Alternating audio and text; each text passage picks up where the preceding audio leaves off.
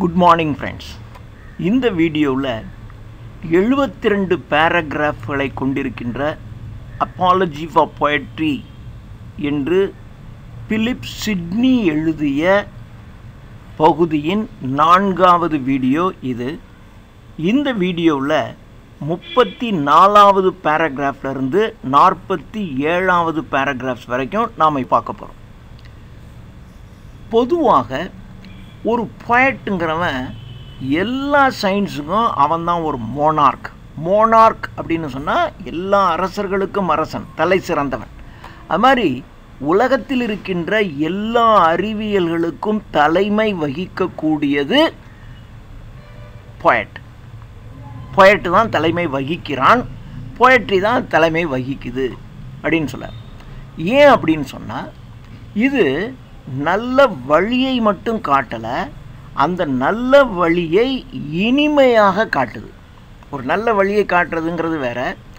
யார்கிட்டையாவது கேட்குறோம் இந்த இதுக்கு எப்படி போகிறது, இந்த அப்படி போங்க, ஆனால் அதே இதை ஒரு சிரித்த முகத்தோட ஒரு ஸ்டெப்பு முன்னாடி வந்து நம்மளை அப்படி அழைச்சிட்டு போய் அப்படி காட்டினாங்கன்னு வச்சுங்க, அதான். ஸோ இது நல் வழியை மட்டும் காட்டலை, அந்த நல் வழியை இனிமையாக காட்டுகிறது. அதனால நாம் அதை நெகிழ்ச்சியோட பின்பற்றுகிறோம். ஒரு கவிதையை நாம் நெகிழ்ச்சியோட பின்பற்றுறோம். ஒரு ஃபிலாசபர் என்ன பண்ணுவார்னா, எடுத்த உடனே ஒரு டெஃபினேஷன் சொல்லுவார். அந்த டெஃபினேஷனுங்கிறது ரொம்ப அப்ஸ்க்யூர், அது ஒன்றுமே புரியவும் புரியாது, அது ஒன்றும் மண்டையில் ஏறாது. ஆனால் ஒரு போயட்ரி அப்படி இருக்கிறதில்ல. ஒரு ஹிஸ்டாரியன் என்ன பண்ணுவார்னா, ரொம்ப ஒரு டவுட்ஃபுல்லான மேட்டர்ஸ், ஏன்னா ஒரு ஹிஸ்டாரியன் சொல்கிறது எல்லாமே ட்ரூத்துன்னு சொல்ல முடியாது. அவருக்கு கிடைத்திருக்கின்ற தரவுகளை வைத்துக்கொண்டு இது இப்படித்தான் நடந்திருக்கணும்னு அவர் சொல்கிறார், யூகித்து சொல்கிறார். அப்போது அதில் நிறைய டவுட்ஃபுல்லான விஷயந்தான். இந்த டவுட்ஃபுல்லான எக்ஸாம்பிள்ஸை வச்சு நம்முடைய மெமரியை லோட் பண்ணுவார் ஹிஸ்டாரியன். ஃபிலாசபர் எதை சொன்னாலும் புரியாமல், மனசுக்கு புரியாத விஷயத்தை டெஃபினேஷனாக சொல்லிட்டு போயிடுவார். ஆனால் ஒரு போயட் என்ன பண்ணுறாருன்னு சொன்னால், இதே விஷயங்களை வார்த்தைகளை அழகாக ஒரு ரைமிங்காக அரேஞ்ச் பண்ணி மனதிற்கு மகிழ்ச்சியை உண்டாக்குற மாதிரி ஒரு சொல்கிறார். ஒரு இனிமையான கதையை இவர் சொல்லும்போது குழந்தைகள் விளையாடுவதை மறந்து இவர் சொல்கிறத கேட்கும். வயோதிகர்கள் தங்களுடைய உறக்கத்தை விட்டுவிட்டு ஒரு கவிதையை படிப்பார்கள் அல்லது ஒரு கவிதையை கேட்பார்கள். ஏன்னா அது ஒரு இனிமையான அரேஞ்ச்மெண்ட் ஆஃப் வேர்ட்ஸ். அது எல்லாருமே ஒரு போயட்ரியை ரொம்ப நுட்பமாக கவனித்து கேட்பாங்க. அதே சமயத்தில் ஒரு போயட்னுடைய பர்பஸ் எப்படி இருக்கும் அப்படின்னா, மனிதனுடைய மனதில், அவனுடைய மனதில் இருக்கக்கூடிய விக்கெட்னஸ் மோசமான மனிதனுடைய எண்ணங்களை நீக்கி அவனை நற்சிந்தனை உடையவனாக மாற்றுகின்ற வேலையை ஒரு போயட் செய்கிறார்.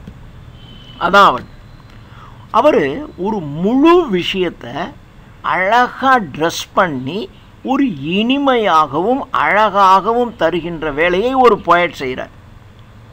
அதனால தான் ஒரு போயட் சொல்லும் பொழுது அதை மக்கள் இனிமையாக கேட்கிறார்கள். அதனால தான் டேல்ஸ் ஆஃப் ஹெர்குலிஸனுடைய கதை, அக்கில்லஸனுடைய கதை, சைரஸனுடைய கதை, ஈனியஸனுடைய கதை, இவை எல்லா கதைகளையும் மக்கள் இனிமையாக கேட்கிறார்கள். இந்த இனிமையாக கேட்கின்ற இந்த கதைகளின் மூலமாக விஸ்டம், நாலேஜை விட ஒஸ்தி, நாலேஜ், இன்டெலிஜென்ஸ், அதனுடைய ஹையஸ்ட் ஃபார்ம் விஸ்டம். அந்த விஸ்டம், வேலர், கரேஜ், ஜஸ்டிஸ், நீதி, நியாயம், இந்த விஷயங்களெல்லாம் நமக்கு இந்த கதைகளின் மூலமாக கவிஞர் நமக்கு சொல்லித்தரார். அதனால தான் ஒரு போயட் என்பவர் எல்லா கலைகளையும் எல்லா அறிவியல்களையும் விட ஒரு மேம்பட்டவர் என்று நாம் சொல்கிறோம். போயட்ரி அப்படின்னு சொன்னாவே அது ஒரு இமிட்டேஷன் ஆஃப் லைஃப் தான். வாழ்க்கையை இமிட்டேட் பண்ணுறது அல்லது நேச்சரை இமிட்டேட் பண்ணுறது அப்படின்னு சொல்கிறோம். இப்போது இதை இமிட்டேட் பண்ணும்போது ரொம்ப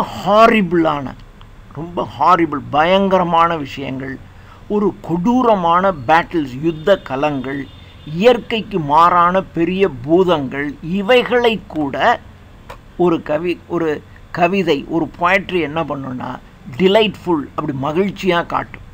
அதை காட்டும்போது அப்படியே உள்ளத்துக்குள்ளே ஒரு இது இருக்கும். ஆனால் ரொம்ப ஆசையாக படிப்போம். எல்லா புத்தகங்களையும் பார்த்திங்கன்னா அந்த யுத்த களம் என்பது ரொம்ப நீளமாக டிஸ்கிரைப் பண்ணுவான். அப்போ யுத்தம் என்பது வெறுக்கத்தக்கது என்று இருந்தால் கூட அதை காட்டுகின்ற விதம், இப்போ பாகுபலி அப்படின்னா அந்த யுத்த காட்சி என்பது கிட்டத்தட்ட ஒரு இன்ட்ரோலுக்கு மேலே ஒரு ஃபுல்லாகவே போகும். அவ்வளோ பெரிய யுத்த காட்சியை காட்டுறான். அந்த யுத்த காட்சியை காட்டும்போது பலர் கொல்லப்படுகிறார்கள், அதெல்லாம் பார்க்குறோம். இருந்தால் கூட இட் இஸ் டிலைட்ஃபுல். அதை பார்க்குறதுக்கு நமக்கு ரொம்ப சந்தோஷமாக தான் இருக்குது. அதே மாதிரி அமேடிஸ் டி கால் என்பதை நீங்கள் படிக்கும்போது நம்முடைய உள்ளம் நெகிழுகிறது. அந்த நெகிழ்கிறதுனால நமக்கு ஒரு கர்டசி, மரியாதை, லிபரலிட்டி, சுதந்திரம் அண்ட் கரேஜ், வீர உணர்வினை அது நமக்கு ஊட்டுது. யார் ஈனியஸனுடைய கதையை படித்தாலும் அந்த ஈனியஸ் என்ன பண்ணுறாருன்னா, தன்னுடைய வயோதிக அப்பா ஆங்கிசஸ் அவரை தன்னுடைய முதுகிலேயே சுமந்துக்கிட்டு போவான் ஈனியஸ். அப்போ அதை பார்க்கும்போது தன்னுடைய முதுகிலேயே சுமந்துக்கிட்டே அப்பாவை தூக்கிக்கிட்டு மலை உச்சிகளையும் பல மைல்கள் கடந்து அப்பாவை முதுகில் தூக்கிட்டு போவான். இதை பார்க்கும்போது நாம் உள்ளம் நெகிழ்ந்து இது மாதிரி ஒரு உன்னதமான செயல் நாம் கூட செய்யலாமே அப்படின்னு தோணும். தாய் தந்தையர்களை வெறுக்கிறவங்க, அவங்க சின்ன சின்ன வேலைகளை கூட, பாப்பா உனக்கு வேலை இல்லையா, வேறு வேலை இல்லையா அப்படின்னு சொல்கிற மனசு இருக்கவங்க கூட இந்த விஷயத்தை படிக்கும்போது அவனுடைய உள்ளம் என்ன செய்யுதுன்னா நெகிழ்ச்சி அடைந்து அந்த நோபல் ஆக்ட் நாமளும் செய்யலாம் என்கின்ற எண்ணத்தை அவனுக்கு உண்டாக்குது. ஒரு ஃபிலாசபர் ஒரு டிலைட், மகிழ்ச்சியை ஒரு அலட்சியப்படுத்துவான். ஒரு ஃபிலாசபருக்கு எப்பொழுதுமே ஒரு டிலைட், ஒரு மகிழ்ச்சியை அவனுக்கு பிடிக்காது. அவன் அப்படியே அந்த விஷயத்தை அப்ட்ராக்டாக சொல்லுவான், அவ்வளோதான். அதனால் அவன் சொல்கிறதுனால ஒருவருடைய உள்ளம் நெகிழ்ச்சி அடையாது. பிளாட்டோ, போத்துயிஸ் இவங்கெல்லாம் they know the value of moving. Value of moving என்றால் உள்ளத்தை நெகிழச் செய்வது. அப்படியே ஒரு காட்சியை பார்க்கும்போது அப்படியே நம்ம உள்ளம் உருகுதுன்னு சொல்கிறோம்லே, அந்த உள்ளம் உருகிறது, உள்ளம் நெகிழ்ச்சி அடைகிறது. ஒரு சோகமான காட்சியை பார்க்கும்போது நம்மளை அறியாமையே நம்முடைய கண்ணீர் வருவது, கண்ணீர் வரலைன்னாலும் அந்த கண்ணீர் வருகின்ற மனநிலையில் இருப்பது, இதுக்கு தான் வேல்யூ ஆஃப் மூவிங்னு பேர். இந்த உள்ளத்தை நீங்கள் நெகிழ்ச்சி செஞ்சிட்டிங்க அப்படின்னாவே நீங்கள் வெற்றி அடைஞ்சிருவீங்க. அதனால தான் ஃபிலாசபியினுடைய மிஸ்ட்ரஸ் ஆக போயட்ரியை வச்சுக்கிறது. மிஸ்ட்ரஸ் என்றால் காதலி. ஒரு ஃபிலாசபிக்கல் மேட்டரை அப்படியே போயட்டிக்கல் ஃபார்மில் நீங்கள் சொல்லும்போது அது மிகவும் சிறப்பாக எடுபடுது. ஒரு கடினமான உள்ளம் படைத்த ஈவில் மேன், ஒரு கொடூரமான மனிதர்கள் ஒரு வர்ச்சு, ஒரு நற்குணம் என்பதை it is the name of the school அப்படின்னு தான் எடுத்துக்குவான். நற்குணங்கிறது ஒன்று, அவ்வளோதான். இப்போ சில கற்பு அப்படின்னா கற்புங்கிறது இட் இஸ் அ நேம், அதுக்கும் வாழ்க்கைக்கும் சம்பந்தம் இல்லை, அப்படி இருக்கக்கூடாது. அப்போது it is the name of the institution, it is the name of a school என்று ஹார்ட் ஹார்ட்டட் மென் வெர்ச்சுவை நினச்சிக்கிட்டு இருப்பான். அவன் ஃபிலாசபர்னுடைய இன்ஸ்ட்ரக்ஷனை அலட்சியப்படுத்துவான், ஏன்னா அது அவனுக்கு புரியாது. ஆனால் அதே விஷயத்தை ஒரு போயட்ரியில் இனிமையாக சொல்லும் பொழுது அதே hard hearted evil man delighted, மகிழ்ச்சி அடைவான். அவனுக்கு அது எளிதாக புரியும், அவன் உள்ளத்துக்குள்ளே அந்த கருத்து ஏறும். ஒரு போயட்டு நிச்சயமாக ஒரு போயட்ரியை படித்து முடிக்கும்போது நமக்கு மகிழ்ச்சி கிடைக்கும். அதே சமயத்தில் ஒரு நல்ல அட்வைஸும் கிடைக்கும். ஒரு good advice in a beautiful form which gives us delight. அதனால் ஒரு போயட் என்பவர் நிச்சயமாக ஒரு ஃபிலாசபரை விட மிகவும் உயர்ந்தவர். ஒரு போயட்ரி என்ன மாதிரியான எஃபெக்ட்ஸை ஏற்படுத்தும் அப்படிங்கிறதுக்கு நிறைய ப்ரூஃப் இருக்குது, நிறைய உதாரணங்கள் இருக்குது. ஒரு போயட்ரி மனிதனுடைய உள்ளத்திற்குள் ஒரு நோபல் எஃபெக்ட்ஸை உண்டாக்கும் என்பதற்கு there are lot of proofs. அதில் சிட்னி நமக்கு இங்கே 2 எக்ஸாம்பிள், 2 ப்ரூஃப்ஸை நமக்கு சொல்கிறார். ஒரு தடவை ரோமானியர்கள் அவர்களுக்குள்ள சண்டையிட்டுக்கிட்டு இருந்தாங்க. சண்டையிட்டுக்கிட்டு இருக்கும்போது மீனியஸ் அக்ரிப்பா அப்படிங்கிறவர் not as a philosopher but as a poet, ஒரு கவிஞராக, ஒரு ஃபிலாசபராக இல்லாமல் ஒரு கவிஞராக மெனியஸ் அக்ரிப்பா அங்கே போய் அந்த ரோமானியர்கள் தங்களுக்குள் இட்டு கொண்டிருந்த சண்டையை நீக்குவதற்காக ஒரு கவிஞராக அவர் ஒரு கதை சொல்கிறார். என்ன சொல்கிறாருன்னா, உடலில் இருக்கின்ற எல்லா உறுப்புகளும் சேர்ந்து பாரு, நாம் எல்லாம் உழைக்கிறோம், கை உழைக்குது, கால் நடக்குது, கண் பார்க்குது, தலை சிந்திக்குது, எல்லாம் செய்கிறோம், எல்லாம் நடக்குது. ஆனால் இந்த வயிறு மொத்தம் பாரு, சாப்பிடுகின்ற எல்லா இனிமையான உணவுகளையும் வயிறு தானே வைத்து கொள்ளுது அப்படின்னு சொல்லுது. சொல்லி எல்லா உறுப்புகளும் ஒன்று சேர்ந்து இனிமே நாம் வயிற்றுக்கு ஒத்துழைப்பு தரக்கூடாது அப்படின்னு முடிவு பண்ணிடுச்சு. முடிவு பண்ணிவிட்டு கை என்ன பண்ணுது, கால் என்ன பண்ணுதுன்னா, நல்ல உணவு இருக்கிற இடத்த நோக்கி போகாது, கை அப்படி இருக்கிற உணவை எடுக்காது, வாய் அந்த உணவை உண்ணாது, எல்லாம் ஸ்ட்ரைக் பண்ணிடுச்சு. எல்லாம் அதை பெல்லி, வயிற்றை தண்டிக்க வேண்டும் என்பதற்காக உடலின் எல்லா உறுப்புகளும் நான் கோஆப்ரேஷன், ஒத்துழையாமை இயக்கத்தை நடத்திருச்சு. அப்போ கடைசியில் என்ன ஆயிடுச்சு, வயிறுக்கு பட்னி ஆயிடுச்சு. வயிறு பட்னியாகி பட்னி ஆன உடனே உடலின் உள்ள எல்லா உறுப்புகளும், காலில் நடக்க முடியலை, கையில் ஒரு வேலை செய்ய முடியலை, எல்லா உறுப்புகளும் வீணாயிடுச்சு. ஸோ ரோமானியர்கள் ஒருவருக்குள் ஒருவர் சண்டையிட்டு கொண்டால் இப்படித்தான் நிகழும் என்று ஒரு ஃபிலாசபர் சொல்லியிருந்தால் கேட்டிருக்க மாட்டான். ஆனால் இந்த கதையை ஒரு பொயட்டிக்கல் ஃபார்மில் மெனினஸ் அக்ரிப்பா சொன்ன உடனே எல்லாரும் கேட்டுக்கிட்டு அந்த சண்டை ரோமானியர்களுக்குள்ள தீர்ந்து போச்சு என்று ஒரு நல்ல எஃபெக்டை இது ஏற்படுத்துச்சு, அவர்களுக்குள் சமாதானம் உருவாயிடுச்சு அப்படின்னு சொல்கிறார். அதே மாதிரி இன்னொரு எக்ஸாம்பிள், நாதன் என்கின்ற ஒரு ப்ரொஃபெட், ஒரு தீர்க்கதரிசி. ஒரு தீர்க்கதரிசி தன்னுடைய டிஸ்கோர்ஸில் சொல்கிறார், ஒரு லேம்ப், ஆட்டுக்குட்டியை அதனுடைய எஜமானனிடமிருந்து ஒரு ஆட்டுக்குட்டியை பறித்து சென்று விட்டார்கள் என்கின்ற ஒரு உதாரணத்தை சொல்கிறார். ஒரு ஆட்டுக்குட்டியை எஜமானரிடமிருந்து பறித்துட்டு போயிட்டாங்க அப்படின்னு சொன்ன உடனே டேவிட் என்பவர் ஒரு மர்டரர், ஒரு கொலையாளி, அடல்டரர். அவர் தன்னுடைய விக்கெட்னஸ், மோசமான தன்மையை உணர்ந்து கடவுளிடம் திரும்பினார். ஏன்னா இயேசு கிறிஸ்துவனுடைய கையில் எப்பொழுதுமே ஆட்டுக்குட்டி இருக்கும் இல்லையா? அதனால் ஆட்டுக்குட்டியை எஜமானிடமிருந்து படிச்சுட்டு போயிட்டாங்க அப்படின்னு சொன்னவொடனே டேவிட்டுக்கு டக்குன்னு சுருக்குன்னு சொல்லி அவர் மீண்டும் கடவுளின் பாதங்களை அடைந்தார். டேவிட் என்ற கொடூரமான கொலையாளி அப்படின்னு 2 உதாரணங்களை சொல்லி ஒரு பொயட்ரி மனிதனுடைய உள்ளத்துக்குள்ள எந்த மாதிரியான எஃபெக்ட்ஸை ஏற்படுத்துது அப்படின்னு சொல்கிறார். பொதுவாக ஒரு பொயட் மற்ற கலைஞர்களை விட ஒரு பொயட் ஒரு மனிதனுடைய மனதை எளிதாக நெகிழச் செய்து விடுவார். உள்ளத்தை உருக்கும் தன்மை ஒரு பொயட்டுக்கு உண்டு அப்படின்னு சொல்லிட்டு அவருக்கு அந்த அளவுக்கு எளிமையாக மற்ற கலைஞர்களை விட செய்ய முடியும். ஒரு உலகத்தின் எல்லா கற்றலின் என்ன? எதையாவது நம்ம கற்றுக்கிட்டு அதனுடைய முடிவு என்ன? வர்ச்சு, ஒரு நற்சிந்தனை. ஒரு நற்சிந்தனையை தராத எந்த கல்வியும் பயனில்லை.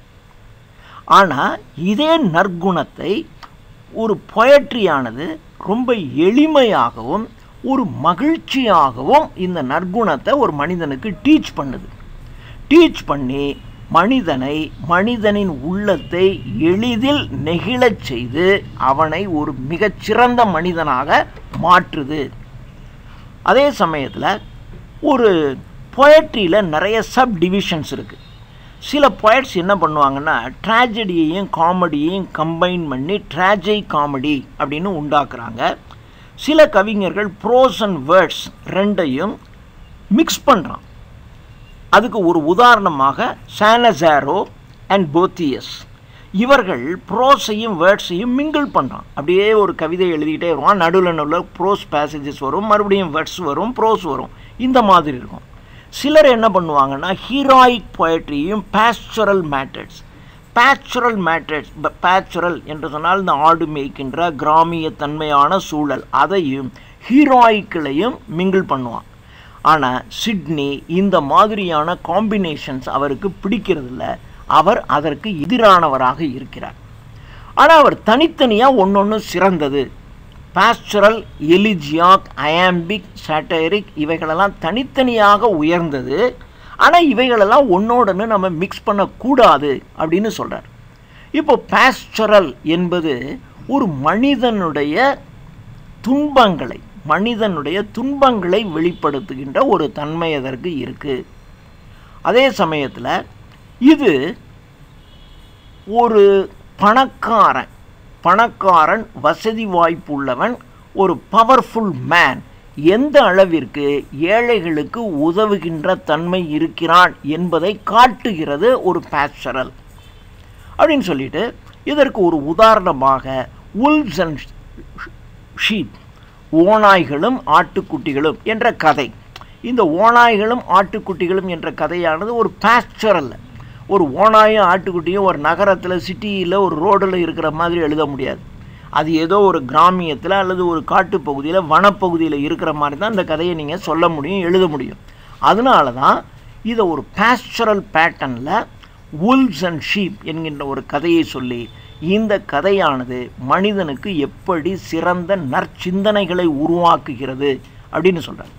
சொல்லிட்டு அற்ப விஷயங்களில் திருப்தி அடைவது என்பது, சிலர் பார்த்திங்கன்னா ஒரு அற்பத்தனமான விஷயம் இருக்கும், அதில் திருப்தி அடைஞ்சிருவான்.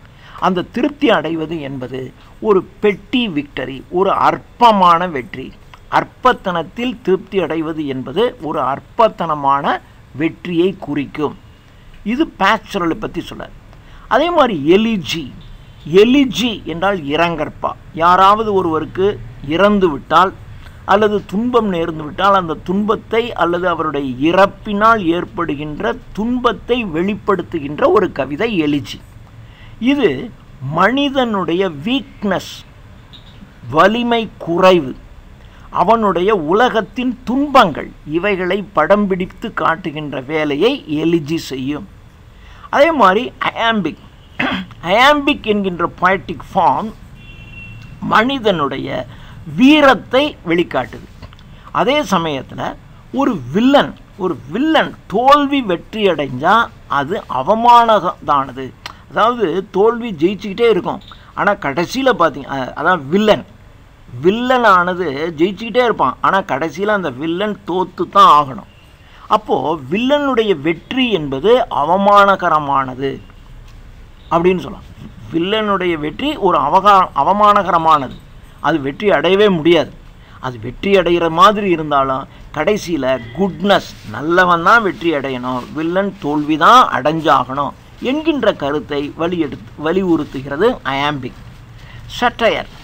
சட்டையரிக் அப்படி ஒரு இன்டைரக்டாக ஒன்று சொல்கிறது. ஒரு இன்டைரக்டாக சொல்கிறதுங்கிறது மனிதனை அவனுடைய குற்றங்களை பார்த்து சிரிக்க வைக்கும். அப்படி சுற்றி வளைச்சி சொல்லும்போது, இன்டைரக்டாக ஒன்று பேசும்போது டக்குன்னு எல்லாருக்கும் சிரிப்பு வரும்.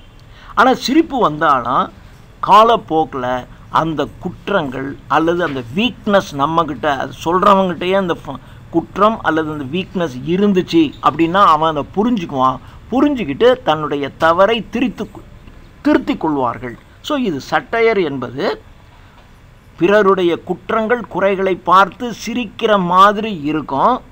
ஆனால் மற்றவன் குற்றங்கள் குறைகளை பார்த்து இப்போ நம்ம சிரிக்கிறோம், ஆனால் அதே தான் நம்மக்கிட்ட அந்த குற்றமும் குறையும் இருக்கும்போது நமக்கு அது அவமானம் ஏற்பட்டு அது நம்மிடமிருந்து நீங்கும். அது சட்டையர் அதை வழிவகுக்கிறது. இதில் எந்த வகையான கவிதையும் மனிதனுக்கு தீங்கு விளைவிக்காது, நிச்சயமாக அவனுக்கு நன்மையை தான் உண்டாகும். அதே மாதிரி காமிக் என்பது ஒரு தனியான விஷயம். இது ஒரு மனித வாழ்க்கையினுடைய ஒரு காமன் எரர். பொதுவாக எல்லாரும் செய்கிற சின்ன சின்ன தப்பு. இது யாரும் செய்யாத தவறை ஒருத்தன் செஞ்சானா அது பெரிய தவறு. யாரும் தினம் கொலையாக பண்ணிகிட்டு இருப்பான், அப்போ யாரோ ஒருத்தன் பண்ணுறான் அப்படின்னா அது மிகப்பெரிய தவறு. ஆனால் மனுஷ வாழ்க்கையில் சின்ன சின்ன தவறு யாருக்கிட்டே இருக்கும். சின்ன தவறு ஏதாவது சொல்லிக்கிட்டே இருப்பான். அந்த தவறை ஒரு சிரிப்பு வர்ற மாதிரி சொல்கிறது, இதுதான் காமிக் எஃபெக்ட். அதை ஒரு ரிடிக்குலஸ் கிண்டல் பண்ணுறது மாதிரி கேலி பண்ணுறது மாதிரி சொல்லிடுறது. இப்போ எப்பொழுதுமே ஒருத்தர் வந்து காலதாமதமாகவே வருவார். இப்போ ட்ரெயினை பற்றி சொல்லுவாங்க, அடடா இன்றைக்கி என்னங்க ட்ரெயின் ரொம்ப கரெக்டான நேரத்தில் வந்துருச்சு. அடவன் நீங்கள் ஒன்றுங்க, அது நேற்று காலையில் 10 மணிக்கு வர வேண்டியது இன்றைக்கி 10 மணிக்கு வந்திருக்குங்கன்னு சொல்லுவான். இப்போது இது வந்து ஒரு காமெடியாக, ஆனால் அதே சமயத்தில் ஒரு குற்றத்தை சுட்டி காட்டுது. நேற்று வர வேண்டியது இன்றைக்கி வருதுன்னு ஒரு காலதாமதமாக வர்றது, இதெல்லாம் சின்ன தவறுகள் தான். இந்த சின்ன சின்ன தவறுகளை ஒரு காமெடியாக ஒரு அலட்சியமாக அப்படி சொல்கிறது. அப்படி சொல்லும்போது அதை பார்ப்பவர்கள் காலப்போக்கில் அந்த தவறுகளை திருத்திக் கொள்வார்கள். இது ஒரு காமிக்காக சொல்கிறது. அதே மாதிரி ஒரு காமெடி என்பது ஒரு ஜியாமெட்ரி, அரித்மெட்டிக், இதெல்லாம் என்ன பண்ணுன்னா ஆப்ளிக் அண்ட் ரைட், இதெல்லாம் ஆப்போசிட் நேச்சர். ஆப்ளிக் அப்படின்னா அந்த முனை வந்து அப்படி கொஞ்சம் வளைஞ்சு இருந்துச்சுன்னா அது ஒரு சதுரம் இருக்குது. அந்த ஸ்கொயரில் 4 கார்னரும் அப்படியே அப்படி ஷார்ப்பாக இருந்துச்சுன்னா அது ரைட் ஆங்கிள்னு சொல்கிறோமா இல்லையா? Right angle 90 degree. ஒரு சதுரத்தில் ஸ்கொயரில் 4 கார்னரும் அப்படி ஷார்ப்பாக இருந்தால் அது 90 டிகிரி இருக்குது. அதுக்கு பேர் ரைட்டுன்னு பேர். ரைட் ஆங்கிள் ட்ரையாங்கிள், அதுதான் ரைட்னு சொல்கிறோம். ஆனால் அது முனையை வந்து என்ன பண்ணுவாங்கன்னா சில இடங்களில் ஒரு அழகுக்காக அப்படி கொஞ்சம் மழுங்கலாக வச்சுருப்பாங்க. அது பார்க்குறது கொஞ்சம் அழகாக இருக்கும். அதுக்கும் ஆப்ளிக். ஸோ இந்த ஆப்ளிக்கும் ரைட்டும் ஆப்போசிட். ஆட்ஸ் அண்ட் ஈவன் இது ஆப்போசிட். ஈவில் அண்ட் குட், நல்லது தீமை, இது ஆப்போசிட். இதில் ஒன்று புரிஞ்சுக்கிட்டிங்கன்னா தான் இன்னொன்று உங்களால் புரிஞ்சிக்க முடியும். நீங்கள் தீமையை தெரிந்து கொள்ளாமல் நன்மையை தெரிந்து கொள்ளவே முடியாது. கெட்டதை தெரிஞ்சிருந்தா தான் நல்லதுன்னா என்னன்னு தெரியும். அப்போது உடலில் நோய் வந்தால் தான் ஆரோக்கியம்னா என்னன்னு நமக்கு தெரியும். நீங்கள் எப்பொழுதும் இயங்கிக்கிட்டே இருக்கீங்க, அப்போது உங்களுக்கு வந்து இந்த ஆரோக்கியத்தை பற்றி உங்களுக்கு ஒன்றுமே புரியாது. ஆனால் நடுவில் ஒரு 2 நாள் உடல்நிலை ரொம்ப மோசமாக போகுதுன்னு வச்சுங்க, அப்போ தான் ஒரு ஹெல்த்தி மேன்னா எவ்வளவு வசதியாக இருந்துச்சு, எவ்வளோ நல்லா இருக்குன்னு நமக்கு புரியுது. அதனால இந்த 2 எல்லாமே, இந்த உலகத்தில் எல்லாமே ஆப்போசிட் ரெட்டையர்களாக தான் இருக்கும். 2 ஆப்போசிட் இருக்கும். இந்த 2 ஆப்போசிட்டில் ஒரு ஆப்போசிட்டை நீங்கள் புரிஞ்சுக்கிட்டால் தான் இன்னொரு ஆப்போசிட் உங்களுக்கு புரியும். இல்லை நான் நல்லவன் தான், எனக்கு ஈவிலே தெரிஞ்சிக்க வேண்டாம் அப்படின்னு நீங்கள் நினைக்க முடியாது. ஈவில்னா என்னெல்லாம் பண்ணுன்னு தெரிஞ்சிச்சுன்னா தான் நீங்கள் குட்டாகவே எப்பொழுதுமே இருக்க முடியும். இதைத்தான் miserly Demea, crafty Davus, flattering Gnatho, flattering எப்படின்னா பிறரை எப்பொழுதும் புகழ்ந்துக்கிட்டே இருப்பது, vainglorious Thraso, vainglorious அற்பமான விஷயங்களை கொண்டாடி கொண்டே இருக்கிறது. இந்த மாதிரியான கதாபாத்திரங்கள்லாம் இதெல்லாம் நமக்கு சொல்லிக் கொடுக்குது. இது மனிதனுக்கு அப்சடிட்டிஸ் ஆஃப் லைஃப், வாழ்க்கையில் இந்த மாதிரியான நிறைய அப்சட்னஸ் இருக்கும், இவைகளெல்லாம் நாம் தெரிந்து கொள்ள வேண்டும் அப்படின்னு சொல்லுது. இப்போது ஒரு மனிதன் ஒரு ஈவில் ஜஸ்ட்டு பார்க்கறதுனால தெரிஞ்சிக்க முடியாது. இப்போது வெறுமனை ஒரு ஈவில் என்பது நீங்கள் நல்லா புரிஞ்சுக்கிட்டீங்கன்னா தான் அந்த ஈவில் தான் உங்களுடைய கண்ணை திறக்கும். நீங்கள் ஈவில் கொடுமைன்னு ஒரு கொடுமையை நீங்கள் நல்லா புரிஞ்சுக்கிட்டீங்கன்னா உங்களுடைய கண்கள் திறக்கும். உங்களுடைய கண்கள் திறக்க ஆரம்பித்த உடனே உங்கள் உள்ளத்தில் இருக்கக்கூடிய அந்த தீமைகள் நீங்கி உங்களுடைய உள்ளத்தில் நன்மை ஒளிரும். அப்போ நீங்கள் இரண்டையுமே நீங்கள் தெரிந்து கொள்ள வேண்டிய அவசியம் இருக்குது. இதுதான் காமெடி. இதை காமெடியாக சொல்லிடுவாங்க. அடுத்தது ட்ராஜடி. ட்ராஜடியை பற்றி நம்ம லிட்ரரி ஃபார்ம்ஸில் ட்ராஜடினா என்னென்ன ஒரு வீடியோவே போட்டிருக்கோம். அதை ஜஸ்ட் நீங்கள் பார்த்து வச்சுக்கணும். எப்பொழுதுமே ஒரு அதுக்கு தான் லிட்ரரி ஃபார்ம்ஸ் என்பது ஒரு பிஏல ஃபஸ்ட் இயர்லேயே வச்சிடலாம். இதெல்லாம் நீங்கள் தெரிஞ்சுக்கணும். அப்போ தான் பின்னாடி போக போக ஏதாவது சொன்னால் உங்களுக்கு புரியுங்கிறதுக்காக சொல்கிறது. அப்போது யாருமே ஒரு காமெடியினுடைய ரைட் யூஸ், சரியாக ஒரு காமெடியை பயன்படுத்துகிறத யாரும் ப்ளேம் பண்ணவே மாட்டாங்க. அதே மாதிரி ஒரு ஹை அண்ட் எக்ஸலண்ட் ட்ராஜடியையும் யாரும் ப்ளேம் பண்ண மாட்டாங்க. இந்த ட்ராஜடி தான் ஒரு நம்முடைய காயத்தை திறக்குது. நம்முடைய உள்ளத்தில் ஏற்பட்ட காயம், வதை, வேதனையை திறந்து உள்ளுக்குள்ளே இருக்கிற அல்சருங்கிற புண்ணு, இந்த புண்ணானது எப்படி டிஷ்யூஸ்னால் கவர் பண்ணப்பட்டிருக்கு என்று அது காட்டும். நீங்கள் ஒரு புண்ணை நீங்கள் நல்லா ஆப்ரேட் பண்ணினீங்கன்னா தான் சீக்கிரம் குணமாகும். இந்த வேலையை செய்கிறது ஒரு ட்ராஜடி தான் செய்யும். இது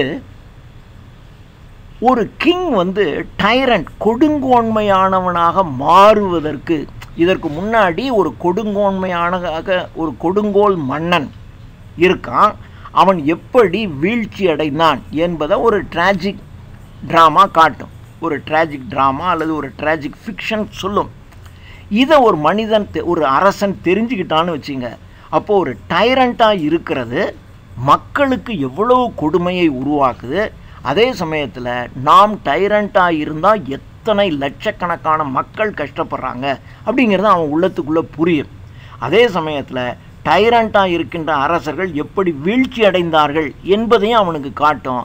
அதனால ஒரு அரசன் டைரண்ட்டாக இருக்கிறதுக்கு பயப்படுவான். அப்போ என்ன ஒரு ட்ராஜடி தான் ஒரு டைரண்ட்டினுடைய ஒரு ரியல் டைரனி, அந்த கொடுங்கோன்மையை அவனுக்கு புரிய வைக்கும். ஒரு அரசன் வந்து ஒரு கொடுங்கோல் அரசனாக இருந்தால் நாட்டு மக்கள், அங்கே இந்த நாட்டில் இருக்கின்ற கன்னிப்பெண்கள், அந்த அரசனுடைய மக்கள், அங்கே இருக்கின்ற விவசாயிகள் எப்படியெல்லாம் கஷ்டப்படுறாங்கங்கிறத ஒரு ட்ராஜடி காட்டிடும். இதை பார்க்கும்போது ஐயோ நம்மளால் இவ்வளவு மக்கள் கஷ்டப்படுறாங்களா, ஏன்னா அவனுக்கு தெரியாது, அவன் அரண்மனைக்குள்ளே உட்காந்துட்டு இருக்கவனுக்கு மக்கள் என்ன செஞ்சுட்ருக்காங்கன்னு தெரியாது அவனுக்கு. ஆனால் இதெல்லாம் ஒரு ட்ராமா காட்டும்போது அல்லது ஒரு நாவல் காட்டும்போது அதை அவன் படிக்கிறான் அல்லது படிக்கிறவங்க சொல்ல கேட்கும்போது, ஓஹோ இப்போ நாம் செஞ்சுக்கிட்டு இருக்கிற இவ்வளவு காரியத்தினால இவ்வளவு கஷ்டம் நடந்துக்கிட்டு. இப்போ நீங்கள் போய் ஒருத்தருக்கு தீமை இழைச்சிட்றீங்க, இந்த தீமையினுடைய விளைவு பின்னாடி தெரியாது. ஒருத்தர் ரோட்டில் ஆக்சிடெண்ட் பண்ணிடுறான், ஆக்சிடெண்ட் பண்ணிவிட்டு ஒருத்தர் இறந்து போயிடறாரு, நாம் அதிலேருந்து எப்படி தப்பிச்சுட்டு வர்றதுன்னு மட்டும்தான் நம்ம யோசிப்போம். அதிலேருந்து எப்படியாவது தப்பிச்சு, இல்லை என் மேலே குற்றான்ல, அவன் தான் குற்றம், அவன் தான் நடுவில் வந்து விழுந்துட்டான், இப்படி சொல்லி சமாளிக்கத்தான் நம்ம பார்ப்போம். ஆனால் இந்த ட்ராஜடிக்கு பின்னாடி அவன் இறந்ததுனால அவனுடைய குடும்பம் ஒன்றும் இல்லாமல் போயிடும். எவ்வளோ பெரிய ட்ராஜடி இருக்குது. நீங்கள் அந்த ட்ராஜடியை புரிஞ்சுக்கிட்டீங்க அப்படின்னா தான் இந்த மாதிரியான தவறுகளை நம்ம இழைக்க மாட்டோம். ஸோ ஒரு டைரனியினுடைய ரியல் பிக்சரை ஒரு ட்ராஜடி தான் ஒரு காட்டும். அது காட்டுது. இதை காட்டுறதோட மாத்திரம் இல்லாமல் ஒரு ஹை பொசிஷனில் இருக்க மனிதன் எப்படி கீழே விழுகிறான், அவன் எப்படி மற்றவர்களுடைய கண்களிலே கண்ணீரை வரவழைக்கிறான் என்பதெல்லாம் காட்டும். அதற்கு ஒரு உதாரணமாக அலெக்சாண்டர் ஃபாரஸ், அவர் எப்படிப்பட்ட ஒரு டைரண்ட்டாக இருந்தார் என்பதை பார்க்கும்போது அடுத்தவன் இந்த மாதிரி நாம் ஒரு டைரண்ட்டாக இருக்கக்கூடாது என்று புரிஞ்சுக்குவான். அதே மாதிரி ஒரு ஹார்ட் ஹார்ட்டட் மேன், ஒரு கடினமான இதயத்தை உடைய ஒரு மனிதன், எல்லையற்றவர்களை கொன்று குவிக்கக்கூடிய மனிதன், தன் இனத்தை சார்ந்தவர்களே கொன்று குவிச்சுக்கிட்டு இருப்பான். அதெல்லாம் ஒரு உன்னதமான லெசனை டீச் பண்ணும். ஸோ ஒரு ட்ராஜடி தான் மிகவும் உன்னதமான பாடங்களை மனிதனுக்கு கற்றுக் கொடுக்கும். அப்போ ட்ராஜடி இஸ் வெரி இம்பார்ட்டன்ட். அடுத்தது லிரிக். இப்போ ஒன்றுனா சொல்லிட்டே வர்றார். ஒரு சட்டையரிக்கு என்ன பண்ணோம், எலிஜி என்ன பண்ணோம், காமிக் என்ன பண்ணோம், ட்ராஜடி என்ன பண்ணோம், அயாம்பிக் என்ன பண்ணோம், இப்போ லிரிக் என்ன பண்ணோம். லிரிக் என்பது ஒரு லயர் என்கின்ற ஒரு இசை கருவியை வைத்து கொண்டு இசையுடன் ஒரு வர்ச்சுவஸ் ஆக்ட்ஸ், ஒரு நல்ல செயல்களை புகழ்ந்து பாடக்கூடிய ஒரு கவிதை, இதுதான் லிரிக். லிரிக் என்பது லயர் என்கின்ற, லயர் ஒரு யாழ்னு வச்சுக்கலாம், ஒரு பாணன் ஒரு யாழ் என்ற கருவியை வச்சுட்டு பாடிக்கிட்டே வரான் இல்லையா, அது மாதிரி லயர் என்கின்ற ஒரு இசைக்கருவியை வைத்து கொண்டு ஒரு இசையுடன் ஒரு நற்செயல்களை நற்சிந்தனைகளை புகழ்ந்து பாடுவது லிரிக். இந்த புகழ்ந்து பாடும்போது அவன் என்ன பண்ணுறான், ஒரு மாரல் ப்ரெசெப்ட்ஸ், ஒரு நல் ஒழுக்க சிந்தனை, நேச்சுரல் ப்ராப்ளம்ஸ், இயற்கையில் வரக்கூடிய பிரச்சனைகள், அதே சமயத்தில் கடவுளை புகழ்ந்து பாடுவது, இது எல்லாத்தையும் ஒரு லிரிக்கில் ஒரு போயட் செஞ்சுறாரு. அப்போது சிட்னி என்ன சொல்கிறாரு அப்படின்னு சொன்னால், பழைய பாடல்கள் இருக்கு இல்லையா, அந்த பழைய பாடல்கள் மனிதனுடைய உள்ளத்தை நெகிழச் செய்யும், உருகச் செய்யும் என்பதை சிட்னி ஒத்துக்கிறார். அப்படி சொல்லும்போது the old song of Percy and Douglas. So old song of Percy and Douglas ஒரு ட்ரம்பட் என்ற இசைக்கருவியை விட மனிதனின் உள்ளத்தை உருக்குகின்ற ஆற்றல் பெர்சி அண்ட் டவுலஸ் எழுதின பழைய பாடல்களுக்கு உண்டு அப்படின்னு சொல்கிறார்.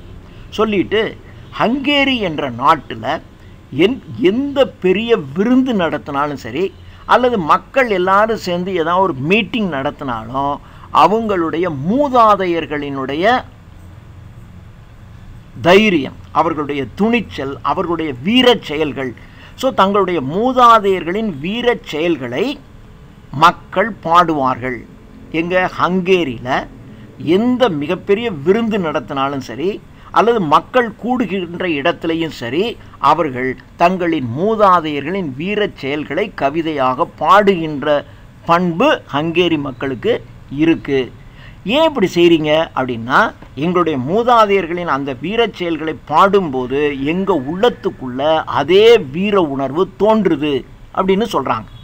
அது மாதிரி லாசடோமினியன்ஸ், அந்த லாசடோமேனியன்ஸ் இவர்கள் இன்கம்பேரபிள், யாருக்கும் இணையாக சொல்ல முடியாத அந்த லாசடோமினியன்ஸ் அதே மாதிரி பேட்ரியாட்டிக் லிரிக்ஸ், பேட்டில் ஃபீல்டு, யுத்த களத்தில் ஒரு நாட்டுப்பற்று மிகுந்த பாடல்களை பாடுவாங்க. அப்படி நாட்டுப்பற்று மிகுந்த பாடல்களை யுத்த களத்தில் பாடும்போது கேட்கின்ற அந்த போர் வீரர்களின் உள்ளத்துக்குள்ள நாட்டுப்பற்று என்கின்ற ஒரு வெறி தோன்றி அந்த யுத்தம் ஜெயிக்கப்படுது அப்படின்னு நம்புகிறோம். அப்போ லிரிக் என்பது உள்ளத்துக்குள்ள ஒரு வீர உணர்வு அல்லது நற்சிந்தனைகள், நல் உணர்வுகளை தூண்டுகின்ற தன்மை ஒரு லிரிக்கு இருக்குது அப்படின்னு சொல்கிறான். லஸ்டி மென், லஸ்டி என்று சொன்னால் அதிகப்படியான அன்பு, அவ்வளோதான். அதை காமம் அப்படின்னு மோசமாக எடுத்துக்க வேண்டியதில்லை. ஒரு அதீத அன்பு உடைய மனிதன் அவன் என்ன செஞ்சான் என்பதை இந்த பாடல்களில் சொல்லுவான். ரொம்ப கடவுளின் மீது அதீத அன்பு கொண்டவன் என்ன செய்வான்னா தான் பிள்ளையவே கொண்டுடுவான். இதான் நம்ம அந்த 63 நாயன்மார்களில் நீங்கள் பார்த்தீங்க அப்படின்னா இப்படியெல்லாம் நடந்துடும். தன்னையே அழிச்சுக்குவான், தன்னுடைய பிள்ளையை கொண்டுடுவான். இது ஏன்? கடவுளின் மீது இருக்கின்ற அந்த அதீத அன்பு, தட் இஸ் லஸ்ட்.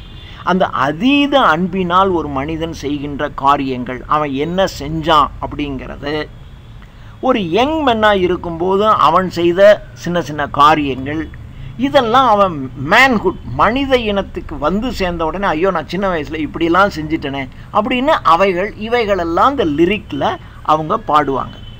பாடிட்டு அதே சமயத்தில் என்ன சொல்கிறாருன்னா, பிண்டார் இல்லையா, ஓடு எழுதுனதில் இந்த பிண்டாருக்கு ஒரு மிகப்பெரிய பங்கு, பிண்டாரிக் ஓடுனே சொல்லுவாங்க.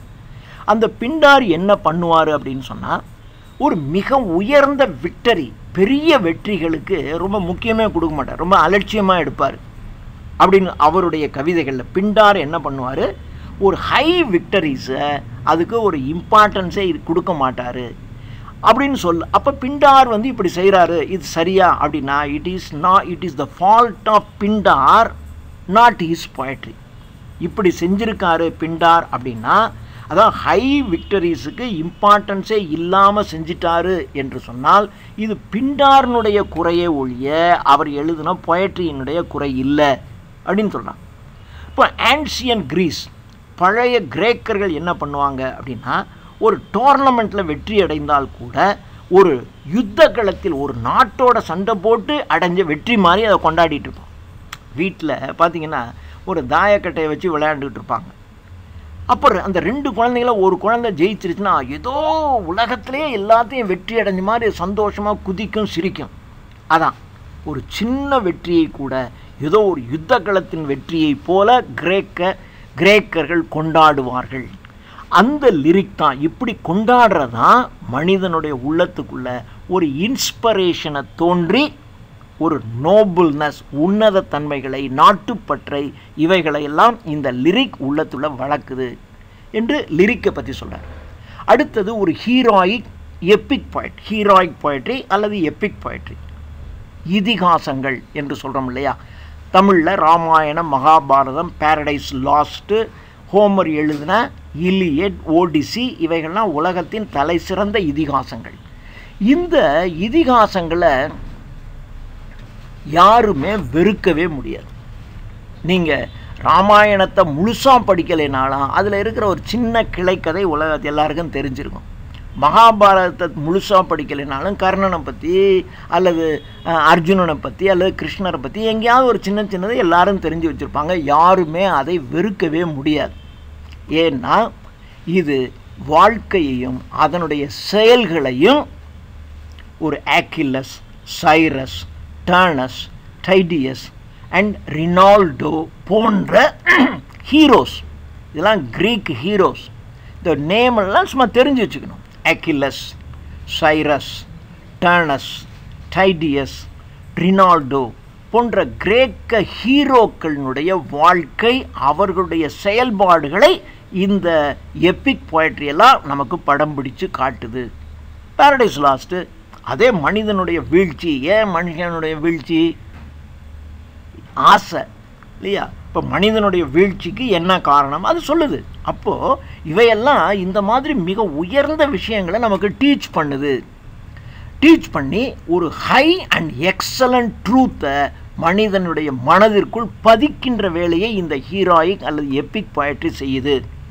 அதே சமயத்தில் ஒரு மெக்னானிமஸாக இருக்கிறது, ஒரு தயாள குணத்தோடு இருக்கிறது, எந்த ஒரு காரியத்திலையும் நீதி நேர்மையோடு இருப்பது, இவைகளை நமக்கு சொல்லி கொடுக்குது. இந்த நற்சிந்தனைகளை எல்லாம் ஒரு ஹீரோயிக் அண்ட் எப்பிக் போயட்ரியில் ஒரு அழகாக, ஒரு நோபுளாக நமக்கு சொல்லி கொடுக்குது. இதுதான் இந்த போயட்ரியினுடைய வேலை. இது நோபுள் எக்ஸாம்பிள்ஸ் ஆஃப் வர்ச்சு, நற்குணங்களினுடைய உயர்ந்த உதாரணங்களையும், வேலர் நற்சிந்தனைகள், வேலர் துணிச்சல், கரேஜ், இவைகளை பற்றி சிறந்த உதாரணங்களை சொல்லி நம்முடைய உள்ளத்துக்குள்ள ஒரு இன்ஸ்பிரேஷன், நம்ம உள்ள உணர்வினை தூண்டி நாமும் அதே போல நற்சிந்தனைகளும் வீரமும் உடையவர்களாக இருக்க வேண்டும் என்கின்ற எண்ணத்தை உள்ளத்துக்குள்ள விதைக்கின்ற வேலையை இது செய்கிறது. அதே சமயத்தில் மகிழ்ச்சியோட இதை படிக்கும்போது, பாரடைஸ் லாஸ்ட் படிக்கும்போது எவ்வளோ சந்தோஷமாக இருக்குது. ஸோ நம்மளை இன்ஸ்ட்ரக்ட் பண்ணுது, அதே சமயத்தில் நமக்கு டிலைட்ஃபுல்லாக நம்மை வைத்து கொள்கிறது. பொயட்ரியை யாருமே வெறுக்க மாட்டாங்க. உலகத்தில் யாரும் ஒரு பொயட்ரியை வெறுக்கிறவன் அப்படின்னு ஒருத்தன் இருக்கவே மாட்டான். ஒரு பொயட்ரியை வெறுக்கிறவனால தப்பு எங்கே இருக்குன்னு சொல்லவே முடியாது. தப்பு எங்கே இருக்குன்னு சொல்ல முடியாது.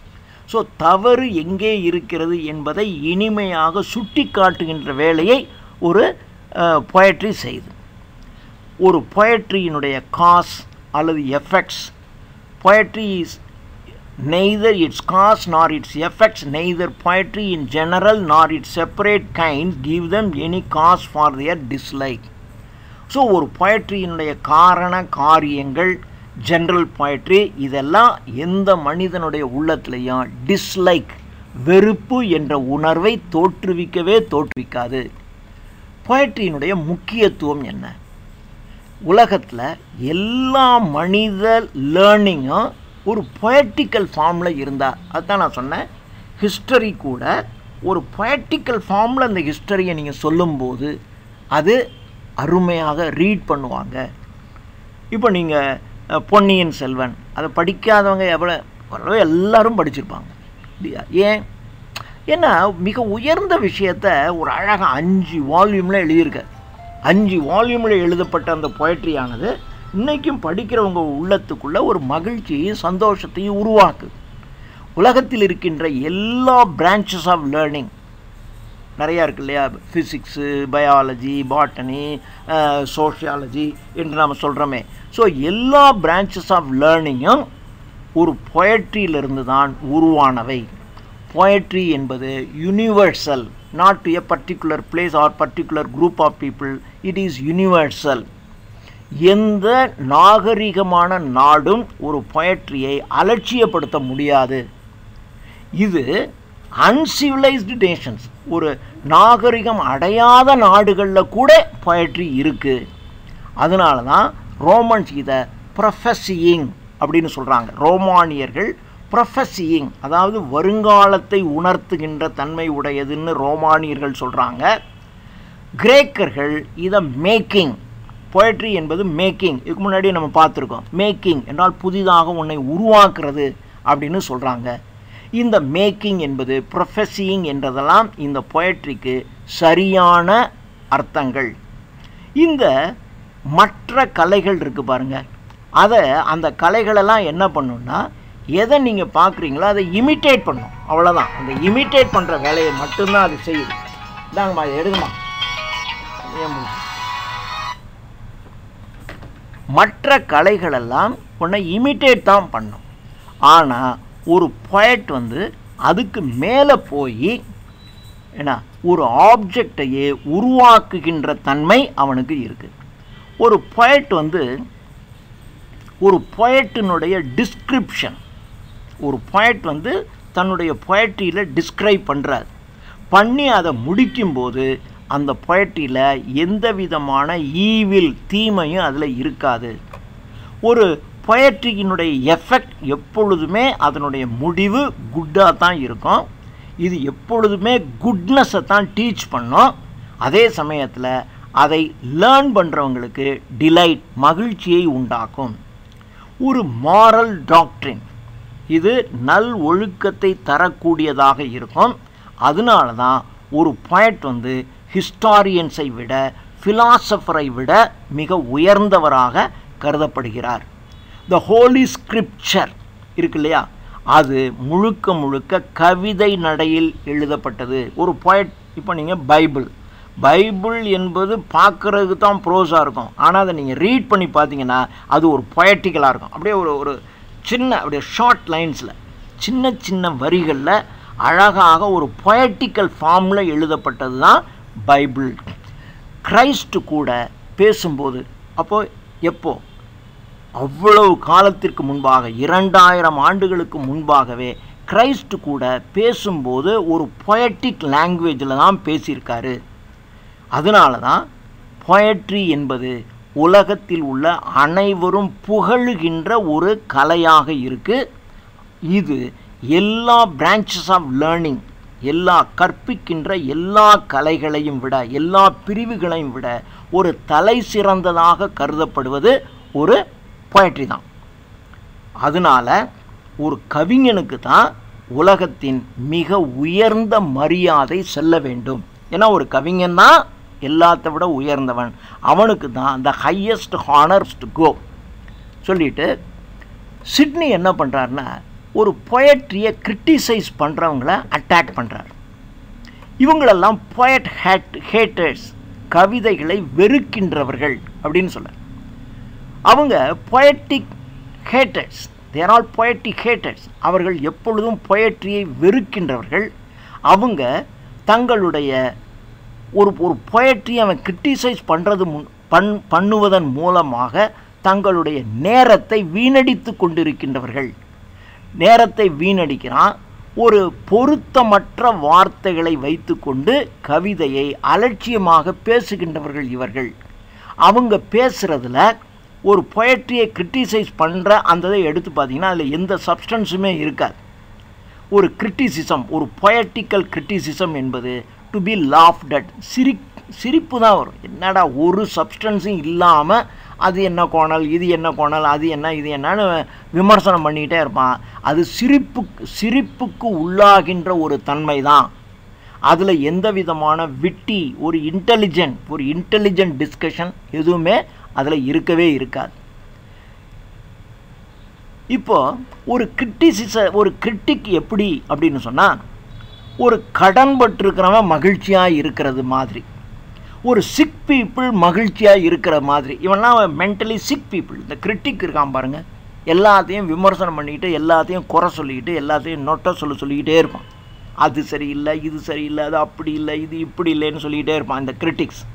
இவன்லாம் எப்படி இருக்கான் அப்படின்னு சொன்னால், கடன்பட்டிருக்கிறவங்க மகிழ்ச்சியாக இருக்காங்கன்னு சொல்லிகிட்டு இருப்பான்.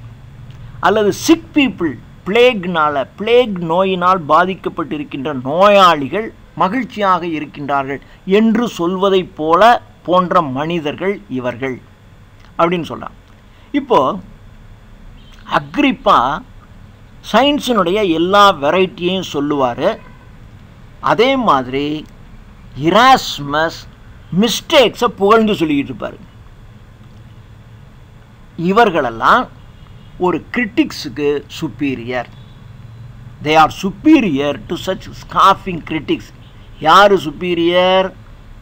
எல்லா வெரைட்டி ஆஃப் சயின்ஸும் உலகத்திலேயே இவ்வளவு சயின்ஸ் இருக்குது. இதெல்லாம் எராஸ்மஸ் எப்படி ஃபாலி மிஸ்டேக்கை புகழ்ந்து சொல்லிக்கிட்டு இருக்கானோ அது மாதிரி சொல்லுகின்ற இந்த அக்ரிப்பா இவர்கள் சுப்பீரியர் டு ஸ்காஃபிங் கிரிட்டிக்ஸை பொயட்ரியை விமர்சனம் செய்பவர்கள் இந்த அக்ரிப்பா எராஸ்மஸை விட உயர்ந்தவர்கள் அப்படின்னு சொன்னார். அப்போது அவர்கள் they are not artificial or superficial, they have little knowledge. இவர்களுக்கு நாலேஜே கிடையாது. லிட்டில் நாலேஜ் அப்படின்னா நோ நாலேஜ். இவர்கள் பொயட்ரியை பார்த்து கிண்டல் பண்ணும்போது ஏதோ அவங்களுடைய உள்ளத்துக்குள்ளே இருக்கக்கூடிய மிஸ்டேக்கை மனசில் வச்சுக்கிட்டு, அதாவது குற்றம் உள்ளவன் என்ன பண்ணுவான்னா, ஒரு தப்பு பண்ணுறவன் உலகத்தில் இருக்க எல்லாருமே தப்பு பண்ணுறவன்னே பேசிக்கிட்டே இருப்பான். இவன் தான் அப்படி பண்ணியிருப்பான். இவன் எங்கேயுமே ஒழுங்கான டயத்துக்கு போக மாட்டான். அப்போ என்ன சொல்லுவான், ஊரில் எல்லாருமே ஒழுங்காக போக மாட்டான் இப்படின்னே இவன் நினச்சிக்கிட்டு இருப்பான். அது மாதிரி பொயட்ஸை பார்த்து சிரிக்கிறவன் தன்னுடைய குற்றங்களை பார்த்து சிரிக்கின்றவனுக்கு சமம். இந்த பொயட்ரியை கிண்டல் பண்ணுறவன் அவனுடைய விஸ்டம், ஒரு நுண்ணறிவிலிருந்து அது வெளி வரலை, ஒரு சூப்பர்ஃபிஷியல் மேலெழுந்த வாரியாக ஒரு செயற்கையான அறிவினை கொண்டு கிண்டல் பண்ணுறவங்களாக இவர்கள் இருக்கிறார்கள் என்று கிரிட்டிக்ஸை அட்டாக் பண்ணுறாரு. இவருக்கு இந்த ரைமிங் அண்ட் வேர்ட்ஸிங்கை பற்றி சிட்னியுடைய வியூ என்ன? பொதுவாக பொயட்ரியை சில கிரிட்டிக்ஸ் என்ன பண்ணுவாங்கன்னா, ஒரு பொயட்ரிங்கிற என்னையா, ஒரு ரைமிங் அண்ட் வேர்ட்ஸிங் எல்லாம் எஸ் தஸ் புஷ் டஸ் அப்படின்னு முடியுது, இதுதான் பொயட்ரி, இதான பொயட்ரி, இது என்ன பெரியதா அப்படின்னு ரைமிங் அண்ட் வேர்ட்ஸிங் தான் ஒரு பொயட்ரி அப்படின்னு சிலர் கிண்டல் பண்ணுவாங்க. இந்த ஒரே காரணத்திற்காகவே எஸ்னு முடியுது அல்லது ஆர்னு முடியுது. இப்படி ஆர்னு முடிகிற மாதிரி ஒரு கவிதை எழுதிட்டிங்கன்னா உடனே அது பொயட்ரியா அப்படின்னு இதை ஒரு ரீசனாக சொல்லி எப்பொழுதுமே கிண்டல் பண்ணுவாங்க. ஆனால் ரைமிங் அண்ட் வேர்ட்ஸிங் மட்டும் ஒரு பொயட்ரி ஆகாது. ரைமிங் அண்ட் வேர்ட்ஸிங் இல்லாத உயர்ந்த பொயட்ரியும் உண்டு. ஒரு பொயட்ரியை ரைமிங் அண்ட் வேர்ட்ஸிங் இருந்துச்சுன்னா அந்த பொயட்ரிக்கு அது ஒரு ஆடட் மெரிட். அதுதானே ஒழிய ரைமிங் அண்ட் வேர்ட்ஸிங் மட்டுமே ஒரு பொயட்ரி ஆகாது. ரைமிங் அண்ட் வேர்ட்ஸிங் இல்லாத பொயட்ரி கூட நிறைய இருக்குது. ஆனால் ஒரு நல்ல பொயட்ரியில் அந்த ரைமிங் அண்ட் வேர்ட்ஸிங் இருந்துச்சு அப்படின்னா இன்னும் கொஞ்சம் அது சிறப்பாக இருக்கும், அவ்வளோதானே ஒழிய இது ஒரு பாலிஷ்டு லாங்குவேஜில் சொல்கிறது. சாதாரண ஒரு நல்ல லாங்குவேஜில் சொல்கிறோம், ரைமிங் அண்ட் வேர்ட்ஸிங் போது இன்னும் கொஞ்சம் அதை பாலிஷ் பண்ணுறோம், ஒரு பளபளப்பாக்க செய்கிறோம், அவ்வளோதானே ஒழிய அதுதான்னு கிடையாது. ஒவ்வொரு வேர்டினுடைய மீனிங்கை மைண்டில் வச்சுக்கிட்டு தான் ஒரு பொயட் வந்து அந்த இடத்த அந்த வேர்டை போடுறார். அப்படி போடும்போது ரைம் இருக்கான்னு பார்க்குறார். ரைம் இல்லைங்கிறதுக்காகவே ஒரு பொருத்தமான வார்த்தை இந்த இடத்துல இந்த வேர்டு தான் போடணும், இதுதான் மிக பொருத்தமானது, ஆனால் இதில் ரைம் இல்லை அப்படிங்கிறதுக்காக அந்த வேர்டை போடாமல் இருக்க மாட்டார். அவர் எது சரியான வேர்டை அதான் போடுவார், ரைம் இல்லைன்னாலும். அப்போ என்ன பண்ணுவார்னா அந்த ரைம் ஸ்கீமே வேணால் மாற்றிக்குவான், அவர் எழுதிடுவார். ஆனால் அதுக்கப்புறம் வரக்கூடியவன் என்ன பண்ணுவான், ரைம்னா எல்லாத்துலேயும் ஒரே மாதிரி இருக்கணும்ல, இவன் என்ன பண்ணுவான் ஏபின்னு எழுதிட்டாரு அப்பா அப்படிமா, அல்லது 3 வரியை விட்டுட்டு கடைசி 2 வரியை மாத்திரம் இவர் ரைம் பண்ணிட்டாரு. ஒரு 5 வரின்னு இருக்குன்னு வச்சுங்களேன், ஒரு 5 லைன்ஸ் பாயிண்ட், மொதல் 3 வரியில் ஒன்றும் இருக்காது, கடைசி 2 வரியில் மாத்திரம் இருக்கும். இது ஒரு வகையான பொயட்ரின்றான். ஏன் ஏபின்னு ஏன் வரல அப்படிலாம் கேட்க மாட்டாங்க. அவன் எழுதியிருப்பான், அவனுக்கு என்ன வேர்ட் சரியோ அதை தான் ஒரு பொயட்ரி எழுதுவானே ஒழிய ரைமிங் அண்ட் வேர்ட்ஸிங்காக எழுதவே மாட்டாங்க. அப்படி எழுதுனதுக்கப்புறம் அது எப்படி இருக்குன்னு பார்த்து இதுதான் இந்த ரைம் ஸ்கீமில் இருக்குது அப்படின்னு சொல்லிடுவாங்க. ஒரு லாங்குவேஜை மியூசிக்கலாக மாற்றுவது ஒரு ரைமிங் அண்ட் ரைமிங்கினுடைய வேலை, மியூசிக்கலாக மாற்றும். அதே சமயத்தில் ஒரு மியூசிக்கலாக இருந்துச்சுன்னா அதில் ஒரு தெய்வீகத்தன்மை வரும். அதனால தான் ஒரு மியூசிக்கலாக இசைப்பது, கடவுள் முன்பாக கோயிலில் போய் பாடுவது, இசைப்பது என்பது ஒரு தெய்வீகத்தன்மையை உண்டாக்குமே ஒழிய அதில் வேறு ஒன்றும் கிடையாது. அதனால ஒரு பொயட்ரியை இந்த குவாலிட்டிஸ் இருக்கிறதுனாலேயே ஒரு பொயட்ரியை மோசம் என்று நாம் சொல்லக்கூடாது என்று ரைமிங் அண்ட் வேர்ட்ஸிங் ஒரு பொயட்ரிக்கு இம்பார்ட்டன்ஸ் தான், ஆனால் அது மட்டுமே ஒரு பொயட்ரி கிடையாது. அதனால் இந்த ரீசனுக்காக நீங்கள் பொயட்ரியை ப்ளேம் பண்ண வேண்டிய அவசியம் இல்லை என்று இந்த பார்ட்டில் சொல்லி முடிக்கிறார். இன்னும் 2 வீடியோ போட்டு நம்ம அப்பாலஜி ஆஃப் பொயட்ரியை முடிச்சிடலாம். தேங்க்யூ.